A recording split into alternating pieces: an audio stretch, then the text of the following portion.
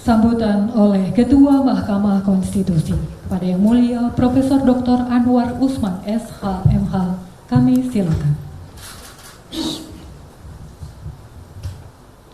Assalamualaikum warahmatullahi wabarakatuh. Selamat siang, salam sejahtera untuk kita semua. Yang saya muliakan Hakim Konstitusi Prof. Penny Nurwanisi,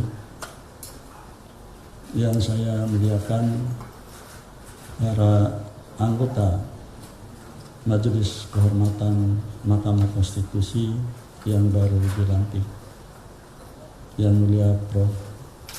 Yudi Asidiki, yang mulia Prof. Bintang, dan tentu saja yang mulia Pak Dr. Wahidudin Abbas. Marilah pertama-tama kita memanjatkan puji syukur kehadirat Allah Subhanahu wa Ta'ala, Tuhan yang Maha Kuasa, karena pada siang hari ini kita telah menyaksikan bersama pembentukan dan pengucapan sumpah Majelis Kehormatan Mahkamah Konstitusi, sebuah lembaga yang ditunggu-tunggu oleh masyarakat terkait dengan perkembangan hari-hari terakhir ini. Pembentukan Majelis Kehormatan MK menjadi bagian yang tidak terpisahkan dari ikhtiar kita bersama untuk menegakkan prinsip-prinsip konstitusionalitas dalam negara hukum yang berlandaskan konstitusi. Tugas yang diemban oleh Majelis Kehormatan Mahkamah Konstitusi untuk menjaga kehormatan hakim konstitusi juga menjadi bagian integral, karena hakim adalah pelaku kekuasaan kehakiman yang independen, yang memiliki tanggung jawab untuk menegakkan hukum dan keadilan. Oleh karena itu, mengingat pentingnya peran dan tanggung jawab Majelis Kehormatan, maka selaku Ketua Mahkamah Konstitusi, saya berkewajiban untuk mendukung sepenuhnya setiap pelaksanaan tugas Majelis Kehormatan dengan sebaik-baiknya. Dukungan terhadap pelaksanaan tugas Majelis Kehormatan dimaksud tidak terbatas pada dukungan secara administratif semata, melainkan juga dukungan terhadap hal-hal yang bersifat substantif untuk membantu kinerja Majelis Kehormatan. Sekretariat Jenderal akan menyiapkan tim Sekretariat Majelis Kehormatan yang akan bekerja secara penuh untuk memberikan layanan dan dukungan bagi Majelis Kehormatan. Sebagai Ketua Mahkamah Konstitusi, saya sekali lagi memberikan dukungan agar Majelis Kehormatan dapat bekerja secara independen, imparsial, dan tidak boleh diintervensi oleh siapapun, termasuk saya sebagai Ketua Mahkamah Konstitusi maupun para hakim konstitusi lainnya. Kepercayaan penuh kepada Majelis Kehormatan untuk bekerja semaksimal mungkin merupakan bagian dari tanggung jawab etis saya sebagai ketua lembaga sekaligus sebagai insan konstitusionalis, agar setiap laporan yang disampaikan kepada Majelis Kehormatan Mahkamah Konstitusi yang hingga saat ini sudah mencapai 10 laporan terhadap semua hakim konstitusi dapat mengungkapkan fakta secara terang benderang. Begitu pula halnya kepada tim sekretariat, saya akan membantu Majelis Kehormatan MK.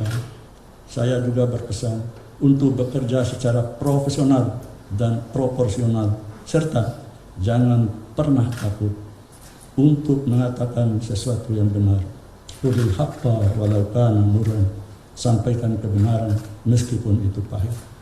Untuk itu, saya dan kami keluarga besar Mahkamah Konstitusi serta tentunya publik dan para pencari keadilan menaruh harapan besar kepada Majelis Kehormatan supaya dapat bekerja seoptimal mungkin demi menjaga marwah dan martabat Mahkamah Konstitusi maupun Hakim Konstitusi.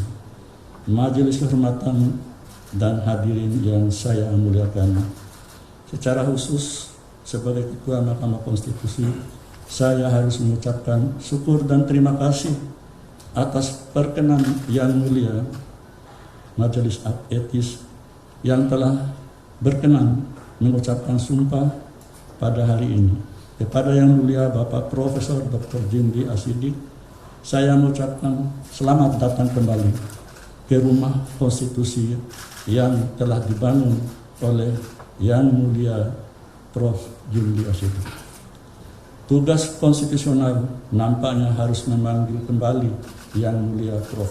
Jimli untuk kembali mengawal nilai-nilai konstitusi yang sudah dahulu ditanam dan kini telah tumbuh subur. Kepada Yang Mulia Profesor Dr. Bintang Saragi Esa, saya juga mengucapkan terima kasih atas kesediaan Bapak untuk kembali mengawal Mahkamah Konstitusi sebagai anggota Majelis Kehormatan Mahkamah Konstitusi, dan tentu saja kepada Yang Mulia Bapak Dr. Wahidudin Adams Esa, saya juga mengucapkan terima kasih atas perkenan Yang Mulia untuk duduk sebagai anggota Majelis Kehormatan MK dari unsur Hakim Konstitusi aktif atas kesepakatan bersama para Hakim Konstitusi. Sebagaimana layaknya sebuah perjalanan, tentu tiada jalan yang sempurna. Ada kalanya sebuah perjalanan yang harus mendaki, menelusuri lereng dan yang curam, atau melewati jalan yang nyaman dan rindang. Hingga saat ini, di usia MK yang ke-20 tahun, tentu tidak hanya prestasi yang diraih, tetapi berbagai ujian juga harus dihadapi. Kadang dipuja dan dipuji, tapi ada kalanya dicaci dan dimaki. Bahkan harus menerima kenyataan pahit berupa fitnah yang sangat keji. Al-fitnatu asyaddu minal qatl. Fitnah itu lebih kejam dari pembunuhan. Kita lupa bahwa sesungguhnya semua jabatan apapun di dunia ini adalah milik Allah. Dan sesungguhnya kepada siapa jabatan itu hendak diberikan oleh Allah telah tercatat jauh di Lauhil Mahfuz.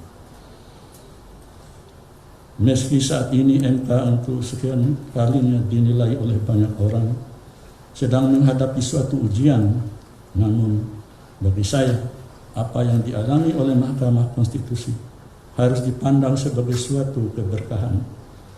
Yang jelas Allah tidak akan mencoba hambanya di luar batas kemampuannya. La yukallifullahu nafsan illa wus'aha. Perhatian publik kepada MK merupakan suatu bentuk kepedulian dan kecintaan publik terhadap lembaga tempat kita mengabdikan diri. Namun tentunya setiap persoalan yang terjadi harus didudukkan sesuai dengan proporsinya agar publik nantinya juga memahami bahwa setiap peristiwa atau permasalahan yang terjadi tidak dieskalasi melampaui batas persoalannya. Hal ini juga menjadi penting bagi pembelajaran kita semua sebagai bagian dalam menegakkan hukum dan keadilan. Meski apapun isi putusan, maka sulit untuk memuaskan semua pihak dan sulit untuk menghindari adanya pro dan kontra. Saat ini publik tentu menanti hasil kinerja Majelis Kehormatan. Meski pembentukan dan masa kerjanya baru saja dimulai, tetapi saya yakin bahwa Majelis Kehormatan mampu untuk mewujudkan harapan masyarakat ini. Sekali lagi, perkenankan saya mengucapkan terima kasih kepada Majelis Kehormatan Mahkamah Konstitusi yang telah berkenan untuk mengabdikan diri dan mengemban amanah besar ini. Demikian yang bisa saya sampaikan, dan dari lubuk hati yang amat dalam saya mohon maaf atas segala kekurangannya. Billahi taufiq wal hidayah. Wassalamualaikum warahmatullahi wabarakatuh. Terima kasih Yang Mulia. Selanjutnya pembacaan doa yang akan disampaikan oleh rohaniwan. Kami silakan.